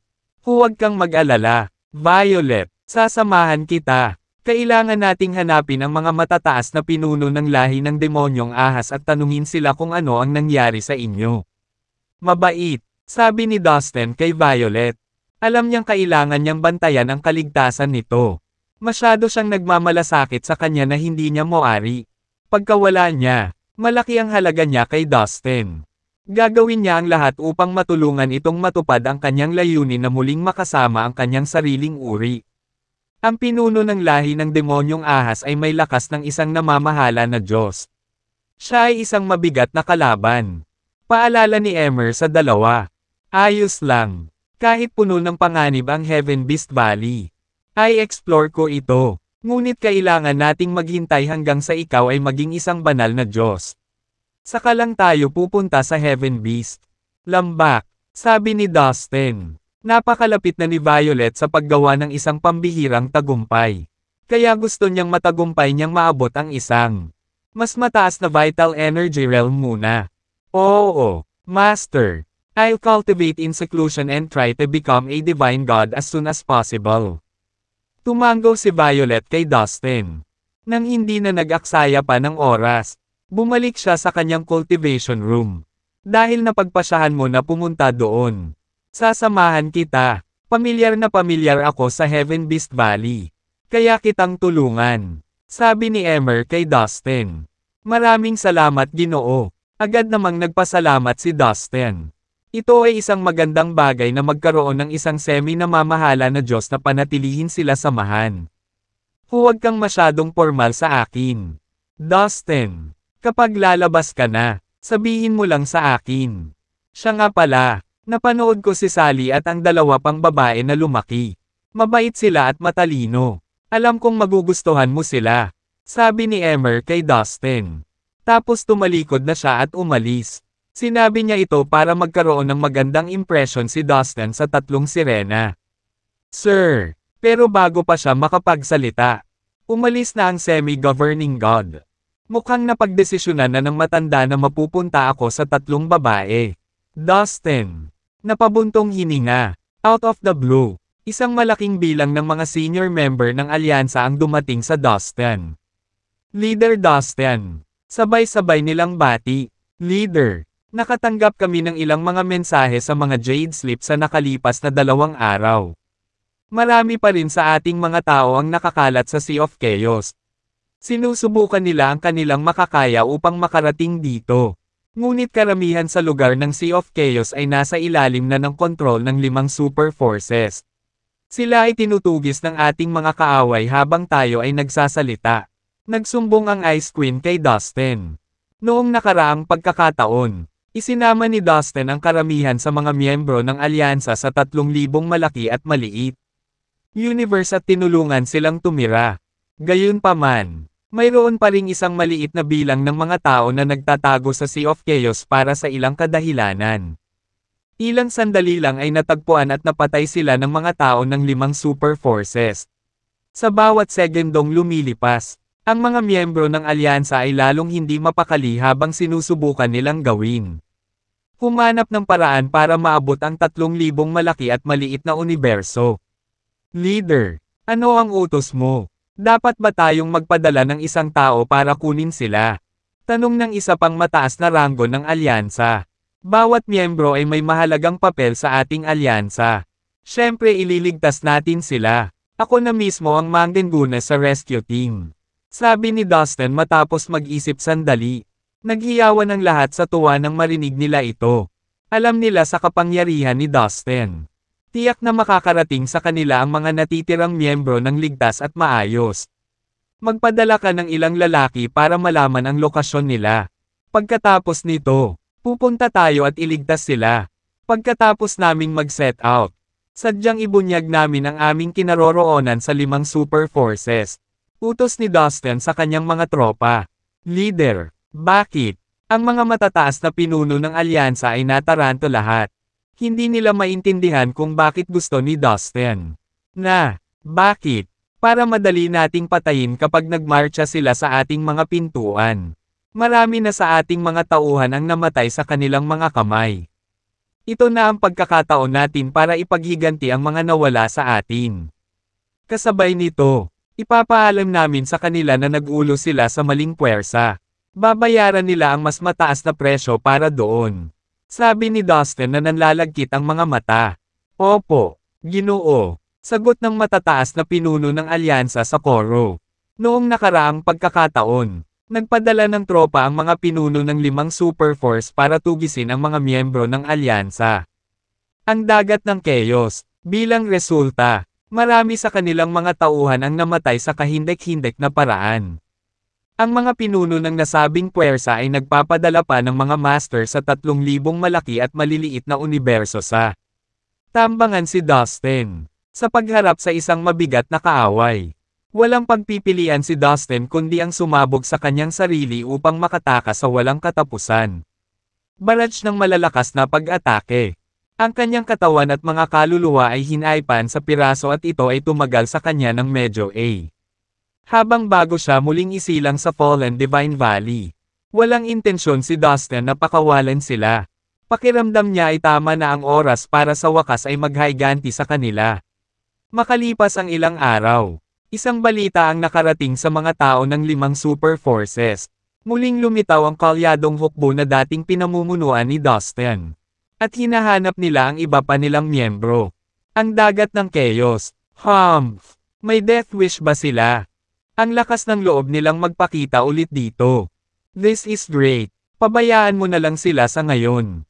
Let the survivors of that useless alliance gather in one lugar. Kapag dumating ang tamang panahon, maaari nating sirain silang lahat ng sabay-sabay.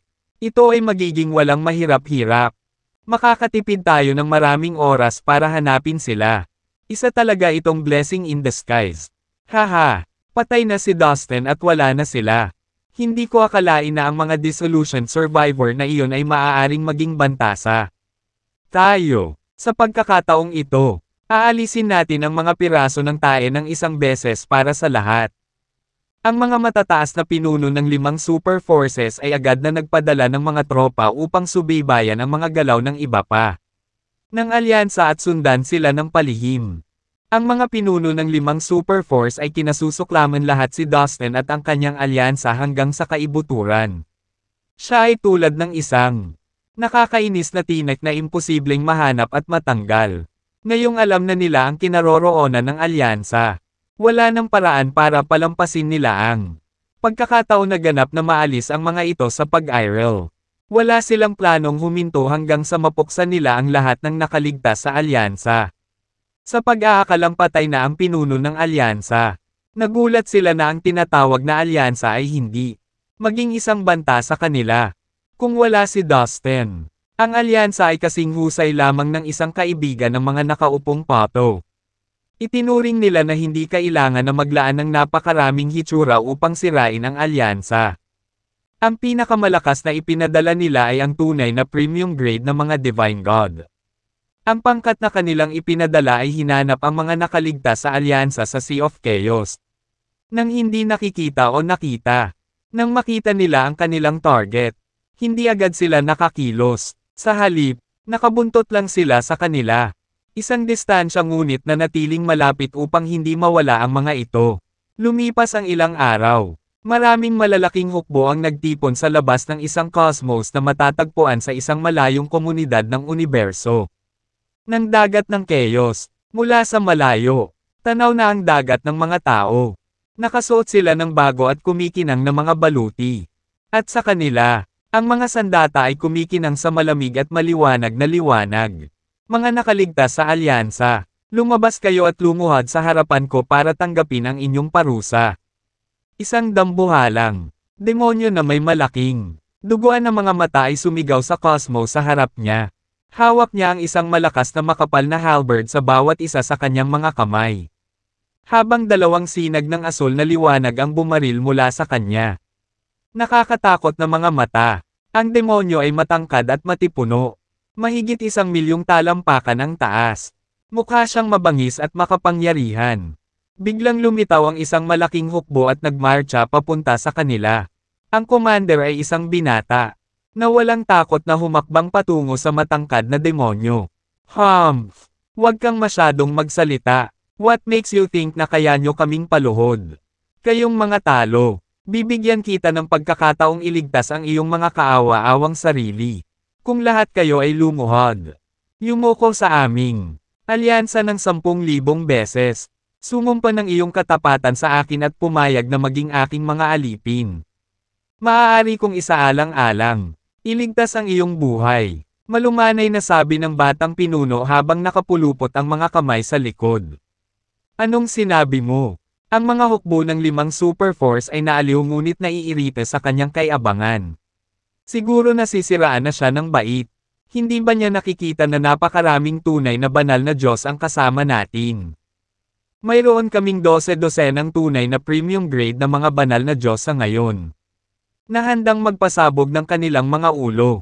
Sa ilang mga segundo, hinihiling ba ng mga nakaligtas sa alyansa na tayo ay maging alipin? Hindi sila makapaniwala kung ano. Narinig lang nila, haha, isa ka lang ignorante na basura. Nandito man ang pinakamamahal mong Dustin. Hindi niya gagawin. Maglakas loob na magsalita ng malaki tulad ng ginagawa mo ngayon. Pumunta sa impyerno. Ang matangkad na demonyo na may mga halberds ay napaatras at humagalpak ng tawa. Nakatayo ang kanyang buhok. Pagtatapos, na ginagawa siyang parang isang provoked hedgehog. Siya mismo ay isang tunay na premium grade na banal na Diyos. Ipinaliwanag nito kung bakit siya naging agresibo. Habang nagsasalita siya, bigla niyang iniunat ang kanyang kamay sa pagtatangkang sunggaban ang batang pinunong nakatayo. Harap ng alyansa, ang kanyang kamay ay nasusunog ng dilaw at asul na apoy, na nababalot ng masamang batas, na may dalang nakakagulat na dami ng enerhiya. Humph! That was a stupid move, you dumbass. Napakalaki mo. Oo, pero tanga ka sa kabila. Imahinasyon. Hiniling ko sa iyo na lumuhad at gawin mo ang sinasabi ko. Ngumisi ang batang pinuno. Biglang sumigaw ang matangkad na demonyo at nanlamig ang kamay sa hangin. Namula ang kanyang mukha na parang tinamaan ng hindi nakikitang pinagmumula ng matinding sakit. Pagkatapos ay bigla siyang nanlamig at nagsimulang magdugo mula sa kanyang mga mata. Ilong, bibig at tainga. Hindi siya makatayo. Bumagsak sa kanyang mga tuhod. Ano ang nangyayari? Paanong mabilis manghina ang isang higanteng tulad niyan? Nakakatakot ito. Ang eksena ay nagpadala ng panginginig sa mga tinak ng lahat ng mga nilalang na nakasaksi sa buong eksena. Hindi nila nakitang kumilos ang binata dahil nakatago ang mga kamay nito sa likod ng kabuuan. Oras. Ang higanteng demonyo na may lakas ng isang tunay na premium grade na banal na Diyos ay malubhang nasugatan. Nang walang dahilan at hindi man lang makatayo sa kanyang mga paa. Alam nilang kagagawan iyon ng binata at naguguluhan sila kung paano niya ito nagawa.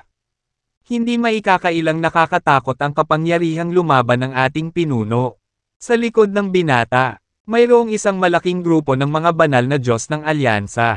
Lahat sila ay humanga, sa pamamagitan ng kanyang pananatili at humanga sa kanya. Bakas ang paghanga sa kanilang mga mata habang nakatitig sa likuran ng binata. Bukod dito, sila, alam niya na hindi na sila muling guguluhin ng 5 napakalakas na puwersa.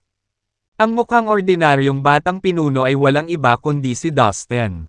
Ayaw niyang malaman ng mga tao ng 5 super powerful forces na buhay pa siya. Kaya siya, nagbago ang kanyang hitsura at ang aura ng kanyang espiritual na kaluluwa. Nakikita mo yon. Kung nakinig ka sana sa akin noon. Hindi ka na maghahirap ng husto. Mataray na sabi ni Dustin na nakangiti sa matangkad na demonyo. Ngayon lang, inatake ni Dustin ang demonyo gamit ang Mind Sword skill. Pinaluhod ang halimaw. Maaari pa niyang saktan ang isang semi-governing na Diyos gamit ang parehong pamamaraan. Pabayaan ang demonyong ito na makatarungan. Isang tunay na premium grade na banal na Diyos. Sa isang galaw lang, nasugatan na niya ang demonyo. Noong una ay binalak ni Dustin na ilabas ang demonyo para sa kabutihan gamit ang Mind Sword skill. Gayunpaman, sa pag-iisip, na-curious siya kung maaari na siyang maging isang tunay na premium grade na banal na Diyos. Sa kanyang alipin gamit ang puppet strings. Sa makatuwid, nagpasya siyang gamitin ang 12 ng mga tunay na premium grade na banal na Diyos mula sa panig ng kalaban. Bilang kanyang mga labrat. Anong kalokohan ang ginawa mo sa akin? Tanong ng nasugatang demonyo, habang takot na nakatingin kay Dustin. Pakiramdam niya ay hinihigop sa kanya ang buhay dahil sa pananakit ng espadang nabuo sa isip ni Dustin. Kapangyarihan ay ginawa sa kanyang orihinal na kakanyahan ng dugo. Ang brat na ito ay may nakataas sa kanyang manggas. Mag-ingat at huwag magpalinlang sa kanyang hindi nagbabantang hitsura. Sa puntong ito, ang mga banal na Diyos ng mga hukbo ng 5 napakalakas na puwersa ay umamin na ang ordinaryong. Ang mukhang batang pinuno ay isang mabigat na kalaban. Too late, morons. Wala ka nang magagawa ngayon. Lumuhad ka sa harapan ko kung gusto mong mabuhay. Sabi ni Dustin na may kasamang malisyosong ngisi. Muli niyang pinakawalan ang Mind Sword skill gamit ang kanyang kapangyarihan sa isip. Sinimulan niya munang salakayin ang mga ordinaryong Divine God. Kaagad, ang sumunod na nangyari ay nagdulot ng matinding takot sa sinumang nakakita nito. Sabay-sabay na nanginginig ng marahas ang lahat ng ordinaryong Divine God na inatake ni Dustin. Pagkatapos ay lumabas ang dugo sa kanilang bibig, tenga, ilong at mata, nanghina ang kanilang mga tuhod habang sila ay nahulog sa lupa. Very good. Kaya makinig ka sa akin. Tumango si Dustin na may kontentong ngiti. Sa puntong ito, isang patay na katahimikan ang bumalot sa buong lugar. Walang nang-ahas na gumawa ng ingay. Baka maaga nito ang atensyon ni Dustin at inatake niya sila. Walang kahit isa sa mga nilalang ang gumawa ng tunog ng paghinga. Kitang-kita nilang lahat sa kanilang mga mata na nakatayo si Dustin nang hindi man lang iniangat ang isang daliri. Ngunit higit sa 600 ordinaryong Divine God ng 5 napakalakas na puwersa ang napanatili ng matinding mga sugat at bumagsak sa lupa. Gumamit ba siya ng ilang makapangyarihang lihim na espiritual na kasanayan sa kaluluwa? Ang mga nilalang ay nahuhulaan lamang sa kanilang mga puso. Iyon ay maaaring ang tanging paliwanag.